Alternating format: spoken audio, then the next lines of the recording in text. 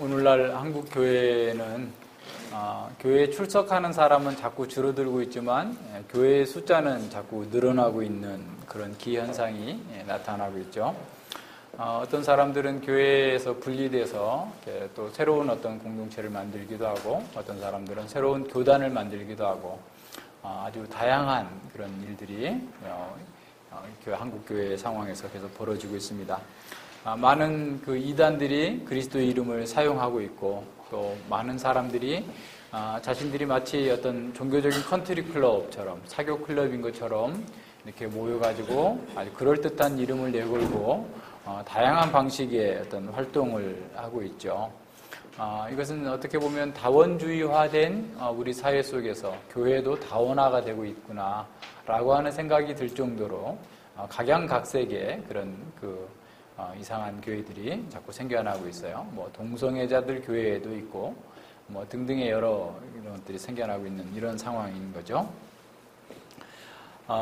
사람들이 자신들의 그 말씀 가운데에서 하나님의 뜻을 따라서 살지 않고서 자기 방식대로 하면서도 여전히 교회다라고 얘기하고 있고, 지난번에 우리가 계속 보았던 것처럼 교회의 속성이 드러나 보이지 않음에도 불구하고 자신들은 아주 멋진 예배당을 가지고 또 스펙이 화려한 목사를 또 이렇게 두고 이렇게 모이고 있죠. 어떤 교회는 뭐 아예 목사는 뭐 이렇게 죽었다고 하는데 자살했다는 말이 있죠. 그런데 그 영상을 보면서 전국적으로 모이는 숫자가 몇천 명에 이른데요. 서울에서만 700명 모이는 줄 알았더니 각 지역마다 동영상을 보고 예배를 드리는 사람들이 수백 명씩 모여서 전국적으로는 수천 명이 영상을 보면서 예배를 드린다라고 하는 그런 일들이 지금 현재 우리 시대에 지금 이루어지고 있어요. 성경은 하나님의 진리를 파괴하는 사단의 공격이 태초부터 계속되어 왔음을 우리에게 보여주고 있습니다. 진정한 교회가 있다면 그 교회 곁에는 항상 거짓이 드러나게 되고 거짓 교회가 있어 왔음을 보여주고 있어요. 참 교회가 있기 때문에 거짓 교회가 성장을 하는데, 거짓 교회는 마치 가라지와 같아서 오히려 더 잘 성장합니다. 참 교회는 참 성장도 더디고 여러 가지 어려움들이 있는데 거짓 잡초가 가라지들이 더 빨리 자라는 것처럼 거짓 교회들은 뭐 숫자도 금방 늘어나고 금세 예배당도 짓고 뭐 대단한 일들을 막 하는 데 있어서 굉장히 큰 힘을 발휘하기도 하죠. 왜 그 사람들이 이렇게 하냐면 사람들이 정욕의 코드에 맞게 설교하고 사람들이 원하는 것들을 제공해 줄 것처럼 하니까 사람들이 거기에 빠져들게 되죠. 자기의 육신의 정욕을 쫓고 기복주의적인 또 안심인명의 삶을 다 이렇게 추구하기 때문에 그런 거짓 교사, 거짓 교회에 사람들이 많이 부추기게 되는 거죠. 이런 시대 속에서 우리가 어떻게 참 교회이고 어떤 것이 거짓 교회인가를 분별하는 것은 참으로 중요합니다. 근데 이제 그 참 교회와 거짓 교회를 구별하는 이 표지를 생각할 때 우리가 한 가지 주의해야 될 점이 있는데, 그것은 참 신자와 거짓 신자의 구별과는 다르다라는 거예요. 다시 말하면 거짓 교회에도 참 신자가 있을 수 있다라는 겁니다. 그러니까 무슨 말인지 알겠어요? 거짓 교회에 참 신자가 있게 되면 바른 영적인 가르침이나 또 영적인 양식이 공급되지 않기 때문에 영혼이 파리해져서 결국은 아무 힘을 발휘하지 못하는 무기력한 상태로 떨어지게 되죠. 그래서 네덜란드 신앙고백서 27항에서는 참 신자는 참 교회에 속해야 될 의무가 있다라고 얘기를 합니다. 그만큼 바른 교리를 가르치고 바른 교리가 전파되어지고 있는 교회에 속해서 그 교회를 섬기는 것이 그에게 하나님께 주신 은사와 또 자원을 낭비하지 않고 지혜롭고 충성된 종으로서 자신의 삶을 살 수 있을 것이기 때문에 그렇게 표현하고 있는 거죠.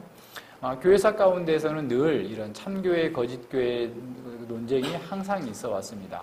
뭐 계속 됐었죠. 초대교회, 사도교회뿐만 아니라 모든 시대마다 있었는데, 아주 주로 대표적인 것들을 보면 3세기 251년쯤에 노바티스라고 하는 그런 사람이 있었는데, 그 사람은 그 로마 황제, 그 데키아누스 황제의 박해 기간에, 그러니까 249년에서 250년 주후에 있었는데, 그때 황제의 그 신상에 절한 사람들을 그리고 이제 회개했다고 하지만 그 사람들을 교회에서 이렇게 받아주는 것에 대해서 반대하고 나가버리게 된 거예요. 그래서 그분들이 나가서 아주 굉장히 엄격한 그런 그 진리의 기준에 동의하고 생활 방식도 엄격하게 하면서 자신들만이 참된 교회다라고 하면서 아주 몇 세기 동안 지속된 그런 사람들이 있어요. 노바티안들이라고 하는데 이 노바티안들이 나중에 이제 공교회로 다시 이렇게 들어오게 돼요.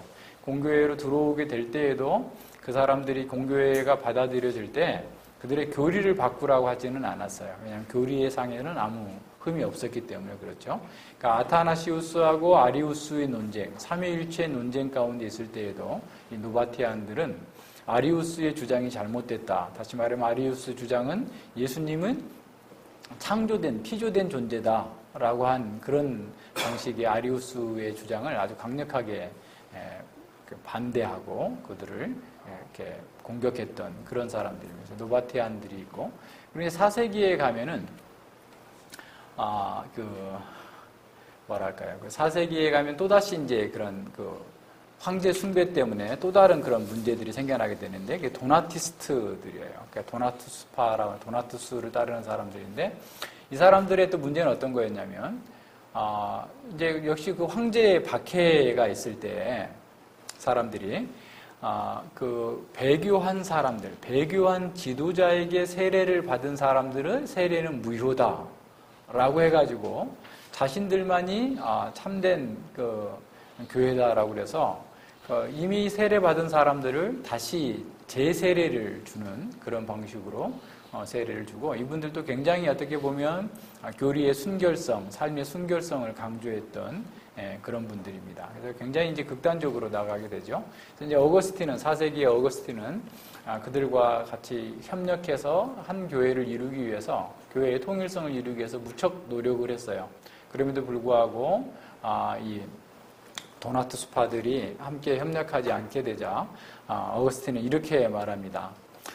세례를 베푸는 자의 거룩성과 상관없이 그 세례는 성삼위 하나님의 이름으로서 세례를 베풀었기 때문에 그 세례는 유효하다.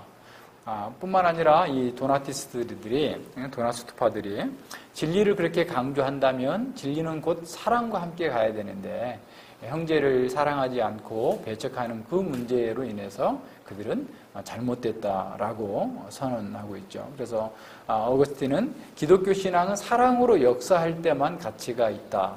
사랑으로 역사하지 않는 기독교 신앙, 기독교의 진리는 의미가 없다라고 선언하게 됩니다. 13세기에 어떤 종교개혁의 샛별이라고 하는 존 위클리프는 로마 교황청을 사단의 회라라고 비판하면서 성경을 영어로 번역하기 시작했죠. 그러면서 모든 사람들이 성경을 읽어야 될 권리가 있다라고 주장을 했고, 14세기 말 15세기 초에는 존 휴스라고, 이 사람은 이 체코 사람인데 이 면죄부를 팔고 있는 이런 상태를 갖다 잘못됐다, 교황청에 대항하면서 화형을 당하게 됩니다. 이런 분들이 다 어떤 종교개혁의 씨앗이 됐죠. 16세기에 들어와서는 이제 종교개혁자들과 로마 교회와의 본격적인 참교회 논쟁이 벌어지게 됩니다. 왜냐하면 로마 교회는 지금 정치, 경제, 사회, 종교 모든 영역에서 다 장악하고 있죠. 예배당도 다 갖고 있죠. 재산도 엄청나게 가지고 있죠. 또 지역적으로도 어떻게 보면 보편적으로 다 모든 지역이 있는데, 개신교는 북유럽의 일부 국가에만 있고, 그죠? 숫자도 적고 여러 가지 면에서 부족한 거죠. 그래서 저놈들은 자신의 그러니까 이 개신교를 향하여서 저항자들, 그러니까 이 기존의 교회에 또는 어떤 그 질서에 저항하는 자들이다라고 해가지고 프로테스탄트라고 불렀는데, 그러면서 자신들만이 참 교회고 이 개신교회는 참 교회가 아니다라고 얘기했을 때, 개신교회는 이런 지역적인 보편성이 아니라 정말 참된 교회는 사도성이다. 사도성. 우리 지난 시간에 본 것처럼 로마 교회는 사도성이 자신들의 인물과 지역으로 말미암아서 이렇게 내려온다고 그랬는데, 그것이 아니고 사도적 가르침이 있는 교회가 진정한 교회다라고 얘기를 한 겁니다. 그래서 벨직 신앙 고백서가 이제 그 대표적인 건데, 벨직 신앙 고백서 이제 결론 마지막 부분에 제가 잠깐 적어놨는데, 거기 앞부분을 잠깐 보면 이렇게 돼 있죠. 우리는 부지런히 그리고 매우 신중하게 하나님의 말씀으로부터 무엇이 참 교회인지를 분별해야 한다고 믿습니다. 왜냐하면 오늘날 세계에는 모든 분파주의자들이 스스로 교회라는 이름을 공언하고 있기 때문입니다. 우리는 비록 외적으로는 교회 안에 있지만 선한 사람과 함께 섞여 있으면서 교회의 지체는 아닌 위선자에 대해서 말하는 것은 아닙니다. 그러니까 거짓 신자에 대해서 얘기하는 것이 아니라 지금 참교회와 거짓 교회를 얘기한다는 거죠. 우리는 그들 스스로 교회라고 부르는 모든 분파로부터 반드시 구별되어야 하는 참교회의 몸과 교통에 대해서 말하고 있는 겁니다. 그러면서 참교회는 다음의 표지들에 의해서 알 수 있습니다. 참교회는 복음의 순수한 설교를 실행합니다. 참교회는 그리스도의 제정하신 대로 성례의 순수한 시행을 유지합니다. 참교회는 죄를 교정하고 징계하기 위해 교회의 권징을 집행합니다.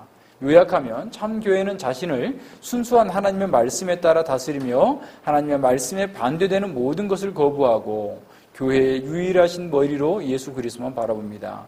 이렇게 참된 교회는 확실히 알려질 수 있으므로 어느 누구도 참된 교회로부터 분리할 권리를 가지고 있지 않습니다. 라고 얘기하고 있어요. 그래서 참된 교회가 어떤 거냐? 참된 교회의 표지는 첫째로 말씀의 신실한 전파와 경청, 또 하나는 성례의 신실한 시행, 그리고 권징의 바른 시행이 바로 참된 교회의 표지다라고 말씀하고 있는 거죠.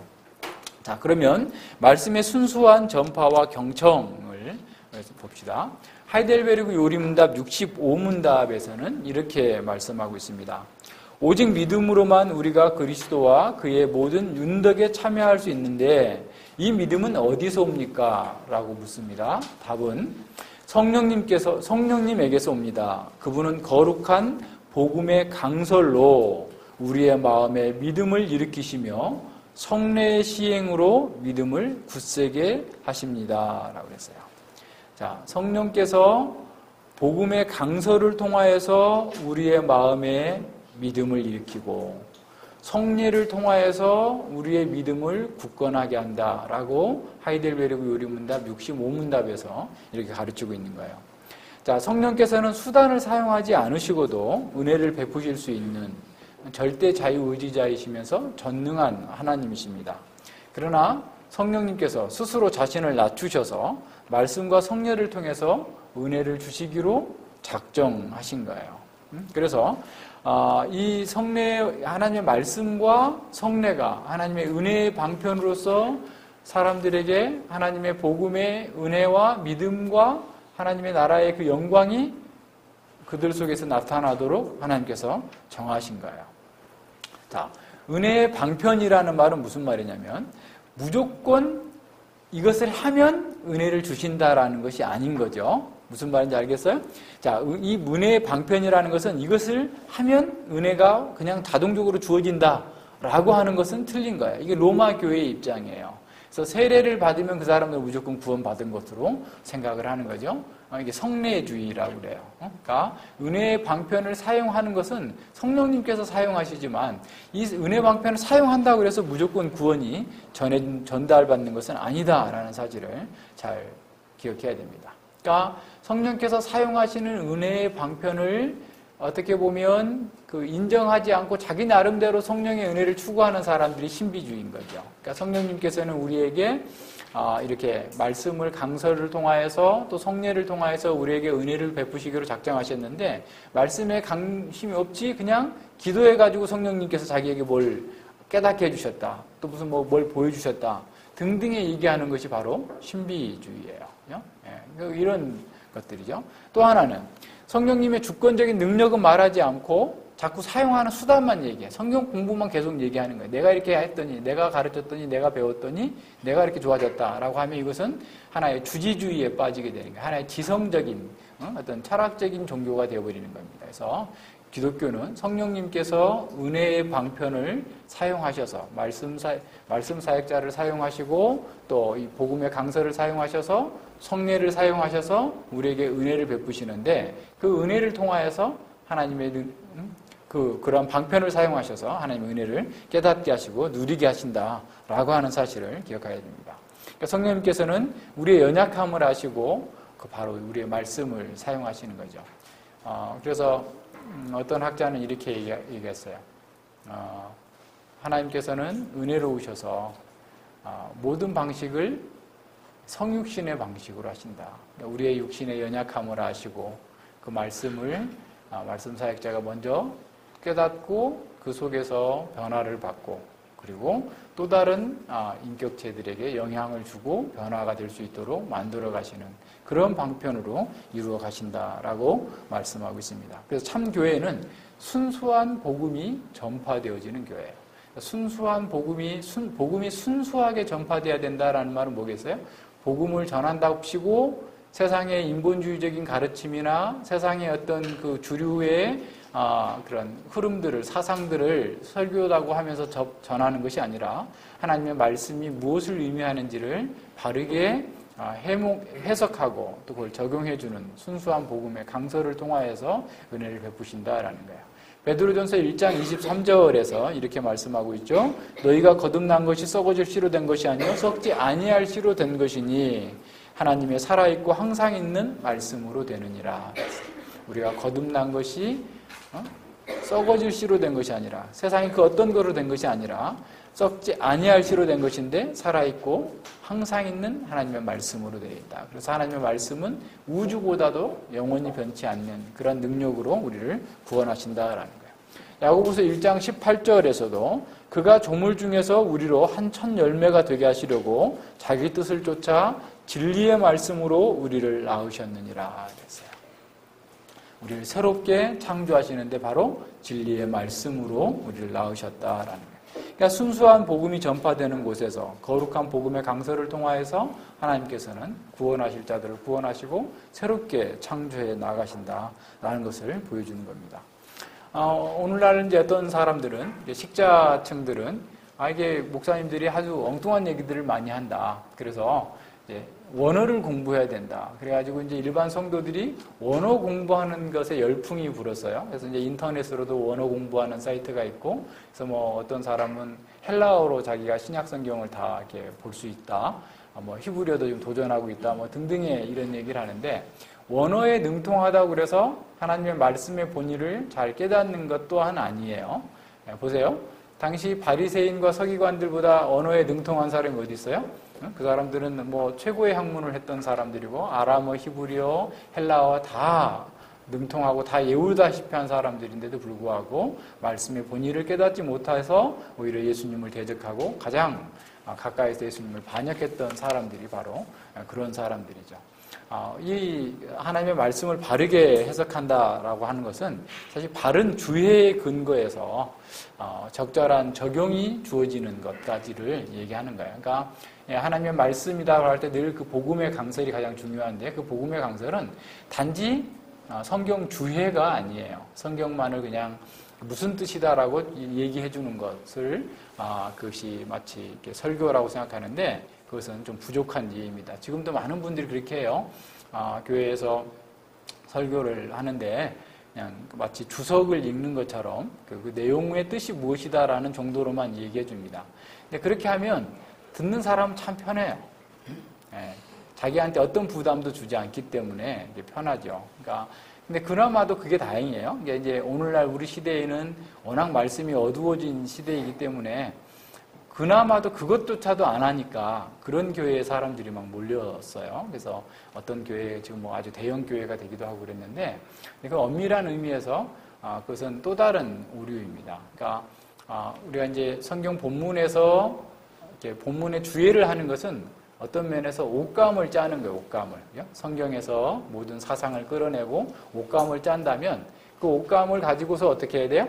각각에 맞게 이제 옷을 만들어주는 작업. 그러니까 주해와 옷을 만드는 작업은 어떤 거겠어요? 적용이에요, 적용. 그러니까 적용이 없으면 어떤 면에서 굉장히 아주 쉽죠. 내가 옷감이 있으면 입지 않아도 되고 그냥 뭐 걸쳐도 되고 안 입어도 되거든요. 근데 적용을 하게 되면 안 입으면 안 될 것처럼 이제 어떻게 보면 그죠? 예. 애들도 그러잖아요. 이제 한 뭐 서너 살만 되면 지가 입고 싶은 옷만 입겠다. 예.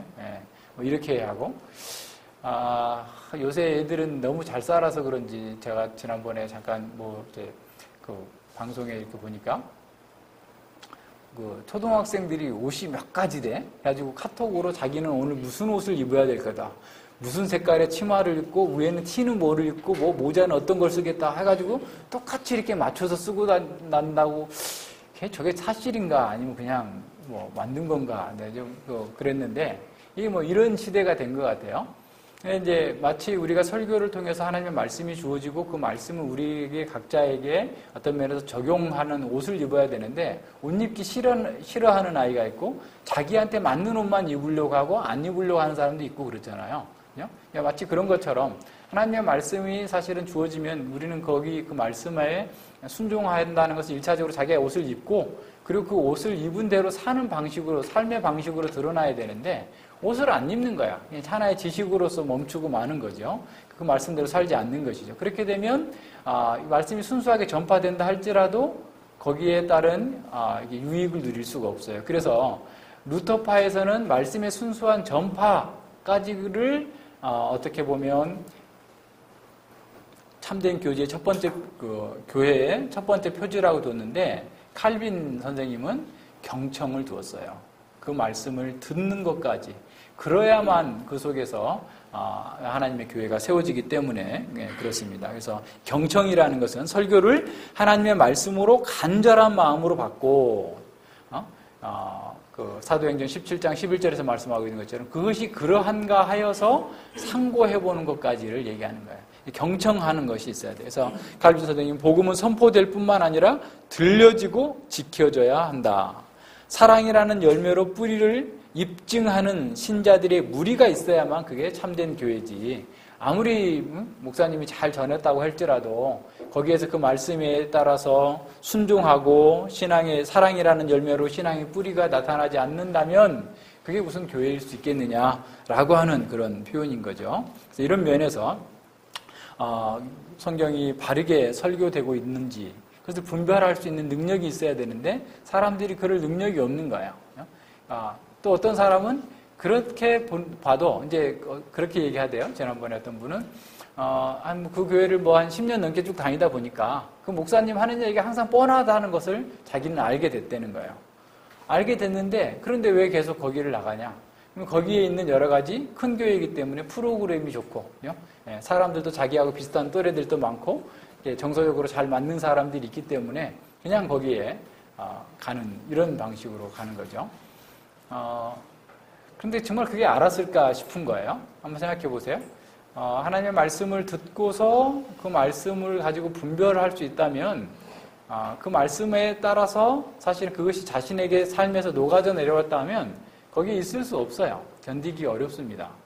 그런데 그냥 하나의 지식으로만 남아있기 때문에 그것이 자기의 삶의 변화가 되지 않는 거죠. 그래서 성경 해석에 있어서 가장 기본적인 원리를 잘 터득하고 있어야 돼요. 그러니까 적어도 우리는 문맥만 잘 살펴도 앞뒤 문맥만 잘 살펴도 정말 이렇게 설교자가 엉뚱한 얘기를 하고 있는지 하나님 말씀을 풀어서 가르치고 있는지를 분별할 수 있는데 그렇게 하지 못하게 되기 때문에 그러죠. 그래서 목사님이 무슨 말을 하든지 간에 그냥 무조건 아멘하고 맹종하고 이런 그 현실이 있는 거죠. 그래서 이런 면에서 우리는 잘 분별해야 돼요. 그래서 하나님의 말씀을 잘 경청한다라는 것은 그것이 어떻게 보면 하나님의 사람으로서의 경건의 증거의 첫 번째 증거입니다. 하나님 말씀을 잘 듣는 것이 1차적으로 첫 번째 하나님을 기쁘시게 하는 첫 번째 증거예요. 신앙 고백적인 거죠. 그 다음에 뭐냐면 우리가 그 말씀대로 살고자 애쓰는 거예요. 순종하는 그런 노력이 나타나 보여야 됩니다. 그래서 어떤 분은 그렇게 말했어요. 사랑과 순종은 동의어다. 내가 하나님을 사랑한다면 하나님께 순종하는 거예요. 사랑과 순종은 동의해. 그러니까 사랑하지 않기 때문에 순종하지 않는 거죠. 요한 1서에서 그러잖아요. 하나님을 사랑하면 하나님의 율법은 무거운 것이 아니로다. 하나님의 말씀을 따라서 살 수 있도록 하는 겁니다. 요한복음 14장 5절에서도 예수님께서 너희가 나를 사랑하면 나의 계명을 지키리라 라고 말씀하셨어요. 너희가 나를 사랑하면 나의 계명을 지키리라. 데살로니가 후서 2장 15절에서도 그 바울 사도는 이렇게 말씀하죠. 이러므로 형제들아 굳게 서서 말로나 우리의 편지로 가르침을 받은 유전을 지키라라는 거예요. 말씀을 지키는 것, 그것이 바른 경청의 태도죠.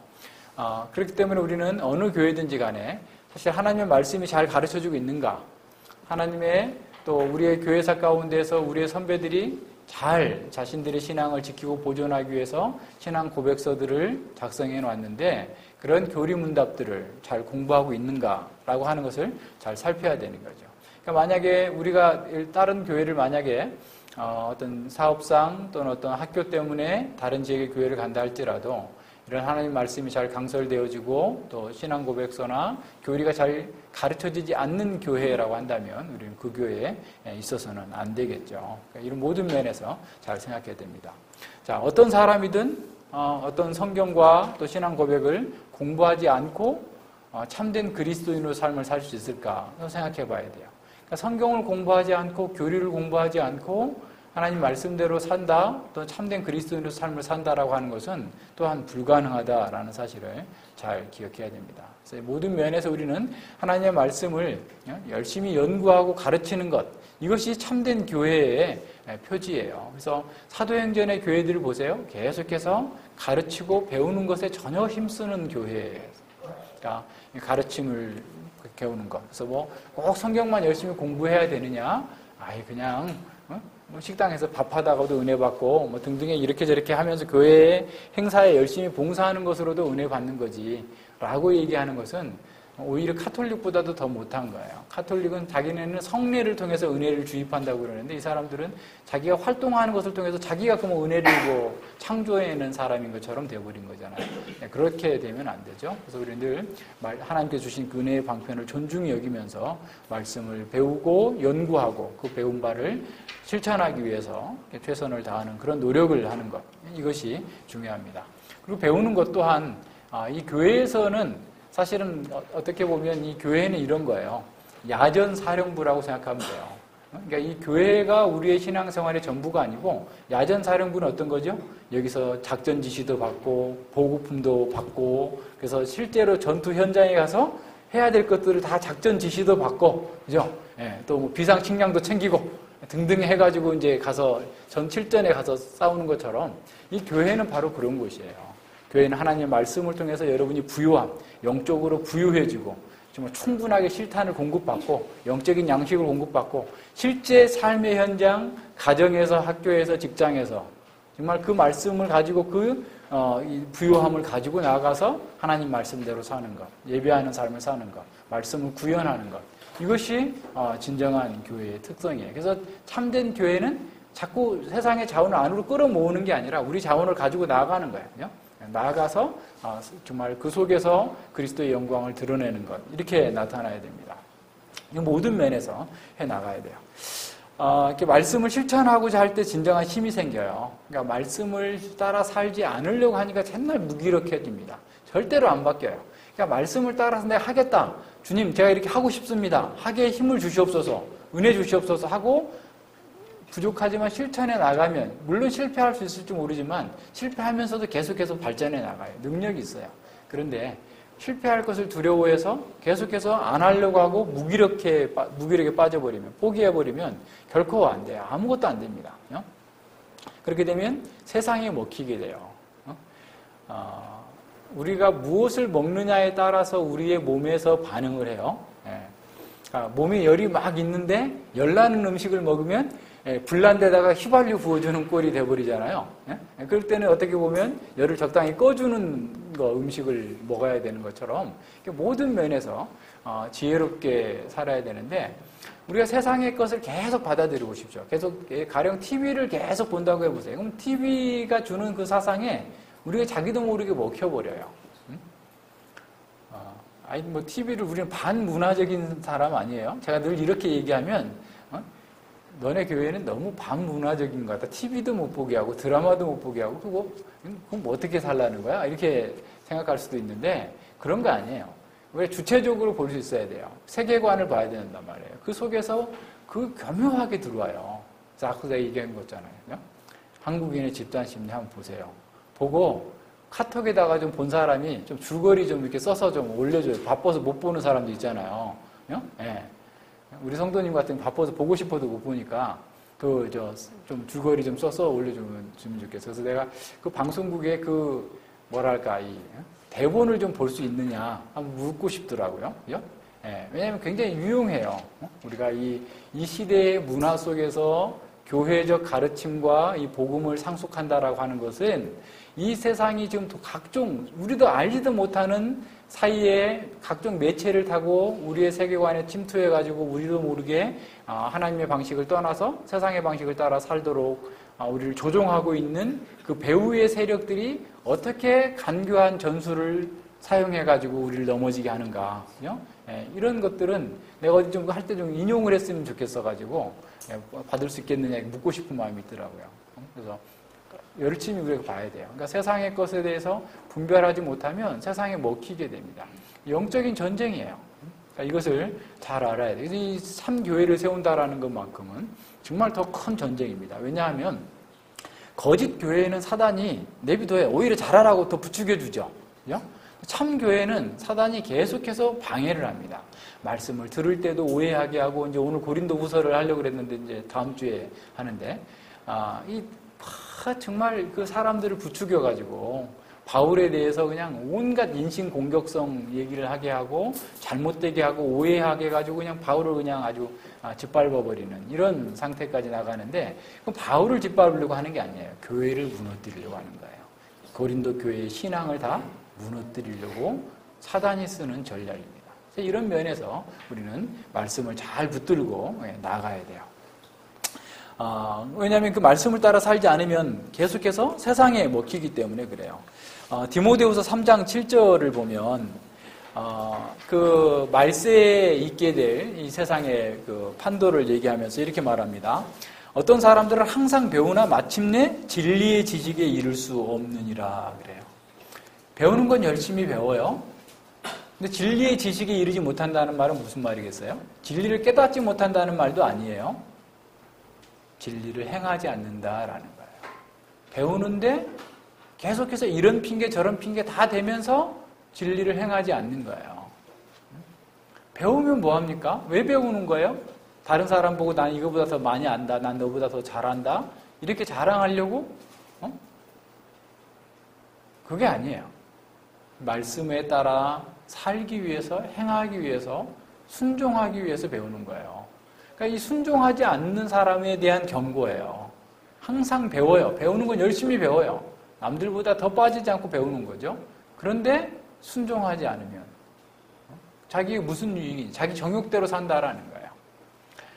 에레미야 36장의 20절 이하에서 봤던 것처럼 여호야김 왕이 에레미야의 예언서를 성경을 갖다 다 잘라서 불태우잖아요. 화롯불에다가 불태우는 거예요. 그 아주 악한 왕. 정말 그 말씀을 보고 요시야 같은 경우는 옷을 찢고 회개하면서 하나님 앞에서 정말 자비를 구했는데 이 사람은 그 엄위한 하나님의 말씀이 있고 당장 이 나라가 멸망할 거라는 것을 경고해주는 그 말씀도 칼로 찢어서 불태우는 거예요. 자, 그런데 그러한 일들이 우리 가운데 있을 수 있어요. 우리가 불태우는 방식은 어떤 거예요? 듣고 순종하지 않는 거예요. 하나님 말씀은 그거지. 목사님은 그렇게 말하겠지. 그렇지만 나의 상황은 그럴 상황이 아니야. 등등의 이렇게 저렇게 다 빼면서 하나님 말씀을 순종하지 않는 거야. 그것이 어떤 거예요? 하나님의 말씀을 불태우는 거예요. 그러니까 하나님 말씀이 순수하게 전파된다 할지라도 그 말씀을 경청하지 않으면 경외함으로 그 말씀을 듣고 순종하지 않으면 참 교회가 세워질 수 없다라는 거예요. 그러니까 참 교회는 목사 혼자서 노력해서 되는 게 아니에요. 우리가 다 하나님의 말씀에 순종하고 그 말씀 가운데서 함께 나아갈 때 진정으로 교회의 순수성 제대로 이렇게 세워질 수 있는 거죠. 요한 2서도 보세요. 요한 2서 1장 9절로 11절에 보면 지내쳐 그리스도의 교훈 안에 거하지 아니하는 자마다 하나님을 모시지 못하되 교훈 안에 거하는 이 사람이 아버지와 아들을 모시느니라 그랬어요. 자, 지내쳐라는 말은 그리스도의 교훈, 그리스도의 교리, 하나님의 말씀의 교리를 거하지 않는다. 다시 말해 행하지 않는 자는 하나님을 모시지 못하는 사람이에요. 이 교리 안에서 행하는 사람만이 아버지와 아들을 모시는 사람. 그러니까 그러니까 오늘날 우리가 얼마나 심각합니까? 그러니까 보세요. 우리가 그냥 주예만 잘 해주고 적용하는 것은 성령님께서 하는 거니까 그것은 그냥 알아서 하도록 적용하지 말고 주예만 하는 식으로 설교하자. 이게 오류예요. 바울과 베드로가 얼마나 강력하게 적용합니까? 십자가에 못 박힌 죽인 너희가 바로 그들이다. 대놓고 아예 그냥 손가락질을 하니까 이 사람들이 막 깜짝 놀라고 벌쩍 뛰는 거죠. 그 중에 마음에 찔려서 회개하는 사람들도 있고. 적용이 있어요, 적용이. 지금 이거 봐요. 이렇게 적용하지 않는 자는 안 된다. 너희가 그것을 알고 바르게 적용하도록 그리스도의 교훈을, 그리스도의 교리를 듣기만 하고 적용하지 않고 자기 삶에서 나타내지 않는 사람들은 위험한 사람이다라는 거예요. 10절에 보세요. 누구든지 이 교훈을 가지지 않고 이 교훈을 따라 살지 않고 너희에게 나가거든 그를 집에 들이지도 말고 인사도 하지 말라라는 거예요. 그러니까 말씀을 듣기는 듣고 배우기는 배운다고 하는데 말씀을 따라서 행하지 않는 사람들을 교제하지 말라라는 거예요.